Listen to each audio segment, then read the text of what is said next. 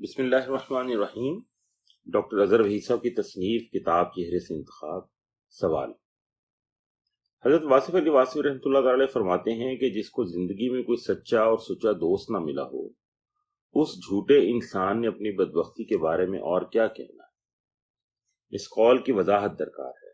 جواب: ہم میں سے ہر شخص سچا دوست تلاش کرنے میں مگن ہے، مگر سچا دوست بننے کے لیے جس قربانی، اثار اور لگن کی ضرورت ہوتی ہے، اس کے لیے خود کو میدان عمل میں نہیں اتارتا۔ دوست کو دوستی کے معیار پر نہیں پرکھتے، بلکہ دوستی کے معیار پر خود پورا اترنے کی کوشش کرتے ہیں۔ سچائی اخلاص ہے، اور اخلاص ذاتی مفاد کی نفی کا نام ہے۔ اپنے دوست سے معاشی اور معاشرتی حوالے سے توقعات قائم کرنا، اور پھر اس سے اپنی ہی قائم کردہ توقعات کی کسوٹی پر پورا اترنے کی امید بھی رکھنا، یہ سب کچھ دوستی کے باب میں ایک خطرناک کھیل ہے۔ یہ سچے دوست سے محروم ہونے کی تیاری ہے، اور یہ اپنے جھوٹا ہونے کی سند ہے۔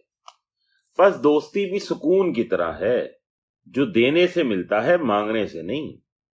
وہ شخص کسی کا دوست نہیں ہو سکتا جو دوستی کو مادی پیمانوں سے ماپنے کا عادی ہو۔ پس دوستی میں پورا اترنا ایک روحانی عمل ہے، محض معاشرتی رویہ نہیں۔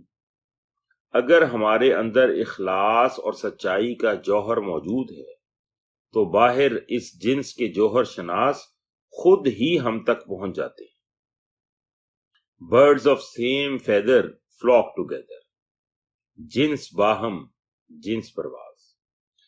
اس قول کے مطابق اگر کسی کو زندگی میں سچا دوست نہیں ملا، تو اس کا مطلب یہ ہے کہ خود اس کی زندگی میں سچائی موجود نہ تھی، یعنی وہ خود بھی قول میں سچا اور عمل میں سچا نہ تھا۔